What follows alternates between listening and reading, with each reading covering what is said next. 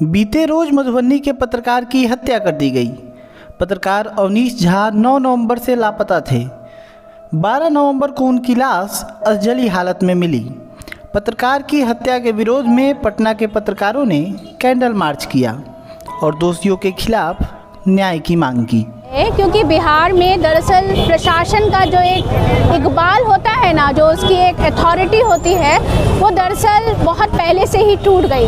80 में आप देखिएगा कि मुख्यमंत्री बदलते गए, मतलब कोई मुख्यमंत्री टिकता ही नहीं था। 1 साल 1.5 साल के लिए मुख्यमंत्री बनते थे। तो जब हायर अथॉरिटी ही आपकी जो है उसमें ही स्थायित्व नहीं है, तो नीचे वाला जो है जो प्रशासनिक ढांचा था वो लगभग ख़त्म हो गया। ये प्रशासनिक ढांचा ख़त्म होते होते आप देखिए 2005 में जब नीतीश कुमार पहली बार आते हैं तो वो 0 से शुरू करते हैं और 2005 में उनका जो टेन्योर था वो एक अच्छा टेन्योर माना जाता है कि प्रशासनिक ढांचा उन्होंने थोड़ा सा ठीक किया, लेकिन फिर भी वो भी डिक्लाइन पर है। और प्रशासनिक ढांचा जब कमज़ोर होता है तब हमारी पुलिस कमज़ोर होती है, हमारे अधिकारी कमज़ोर होते हैं, या हमारे अधिकारी डोमिनेट करते हैं, या हमारी विधायिका कमज़ोर होती है। तो ये सब कमज़ोर होने का एक पूरा नेटवर्क जो है वो तैयार होता है। इसीलिए बोला जाता है कि दोषियों को बख्शा नहीं जाएगा, लेकिन दरअसल कुछ होता नहीं है। तो क्या पत्रकार यह मान कर चले कि जब भी वो व्यवस्था की खामियों को दिखाएंगे वो इस तरह से भुगतने के लिए तैयार हैं? ये बिल्कुल मान करके चलना चाहिए। और ख़ास तौर पे हमारे जो प्रखंड के पत्रकार हैं, जो ब्लॉक के पत्रकार हैं, जो बहुत छोटी छोटी जगहों पे काम कर रहे हैं, उनको ये मान करके चलना चाहिए, क्योंकि वो सबसे ज़्यादा जो है उनको पैसे नहीं मिलते हैं, लेकिन वो सबसे जोखिम में काम करते हैं। दूसरी बात ये है कि हमारे यहाँ जो नीचे में जो पत्रकार हैं वो अगर किसी संस्थान से भी जुड़े हुए हैं तो उनको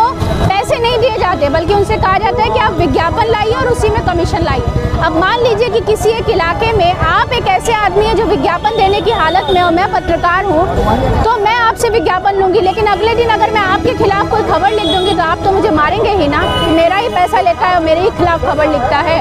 तो ये जो पूरा चक्कर है, इसको अगर आप नहीं तोड़िएगा तो पत्रकारों को ये मान करके चलना होगा कि वो हमेशा जोखिम में काम कर रहे हैं। देखिए कल्याण, ये कोई नई बात नहीं है, कोई पहली बार तो हुआ नहीं है इस तरीके का। मगर जो चीज़, जिस तरीके की चीज़ें हो रही हैं, पत्रकारों पर हमला कोई पहली बार नहीं हुआ है, ना ये अंतिम बार है।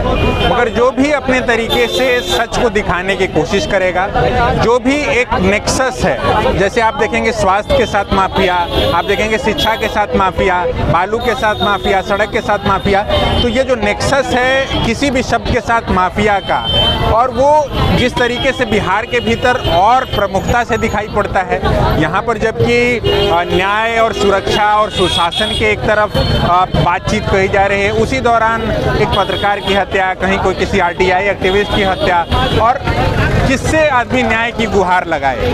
इस पूरे मामले पे भी देखेंगे कि जो पत्रकार हैं बिहार के भीतर किस तरीके से सुरक्षित हैं, उन काम करने वाला, राज्य के स्तर पे काम करने वाला, राजधानी के स्तर पर काम करने वाला पत्रकार तो तब भी सुरक्षित है। ब्लॉक लेवल पर सब एक दूसरे को जानते हैं। अगर ये ब्लॉक लेवल के ही पत्रकार थे, कौन हम आप कोई नहीं उनको जानता नहीं था, मगर सभी लोग आज एक दूसरे के लिए इकट्ठा हुए हैं, इसलिए कि ये हमारे पर भी पड़ सकता है। इसमें जो भी हो वो न्याय मिले, उनके परिवार को न्याय मिले। किसी निष्कर्ष पर पहुंचने से पहले इसकी पूरी इन्वेस्टिगेशन हो, यही हम लोग चाहते हैं। इस बीच सरकार की तरफ से हमेशा ये कहा जाता है कि दोषी बख्शे नहीं जाएंगे, लेकिन हम ये कहना चाहते हैं कि इस तरह का अपराध होता है कि अपराध का जो अपराध करने के पीछे जो डर होना चाहिए, कानून का जो डर होना चाहिए, क्या वो खत्म होता दिख रहा है नीतीश कुमार? ये बात हर जगह कहीं सुनी देखी जा रही है कि हम तो एक तरीके से हमारी जो पूरी पीढ़ी है, जो कमोबेश यहाँ 90% जो पत्रकार खड़े हैं, वो नीतीश कुमार के शासनकाल में ही शायद पहली बार के वोटर भी बने। आज वो अगर 24, 25 और 30 के दायरे में है तो उन्होंने नीतीश कुमार का ही शासनकाल देखा है, नीतीश कुमार के ही फर्स्ट रिजीम का जो है वो शासनकाल देखा। उसके बाद उनको दोबारा मैंडेट और तिबारा भी जिस तरीके से चुनाव हुए सभी लोगों ने कवर किया, तो इकबाल तो जरूर कहीं ना कहीं कमज़ोर हुआ है।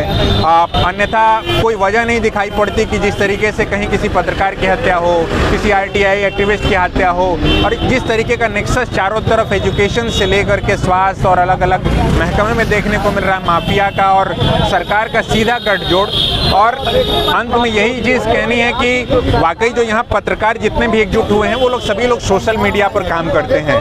क्या वाकई जो सरकार है वो सोशल मीडिया पर काम करने वाले लोगों को पत्रकार मानती है कि नहीं? तो ये हमारा ये कहना है, अविनाश झा का जो मामला है उसको इंडिपेंडेंटली देखने की ज़रूरत है। 22 साल 23 साल का युवा पत्रकार जो छोटे स्तर पर अपने स्थान पर बेनीपट्टी मधुबनी में एक जिला में छोटी सी आपको वेबसाइट पोर्टल चला रहा है और उस पर भी बहुत स्पेसिफिकली उसका जो 2-2.5 साल का वर्क रहा है वो जितने भी आपको प्राइवेट क्लिनिक्स है, जांच केंद्र है, उस पर भी उसका रिजल्ट ओरिएंटेड रहा कि 9 से ज़्यादा क्लिनिक उस बेनीपट्टी की बंद हुई है जो गलत उगाही कर रही थी, गलत तरीके से जांच कर रही थी, वो बंद हुई है। और 2 ऐसे भी क्लिनिक्स है जिसे 50-50 हज़ार का जुर्माना आपको अविनाश झा की वजह से लगा था। तो कहीं ना कहीं अविनाश झा की जो पत्रकारिता थी वो रिजल्ट ओरिएंटेड थी। वो जब काम करते थे तो उसे फाइनल तक पहुंचाते थे, आरटीआई से जानकारी लेते थे, लोक शिकायत कानून में पहुंचते थे, उसके बारे में खबर चलाते थे और उसके बाद फिर कार्रवाई भी सुनिश्चित करते थे।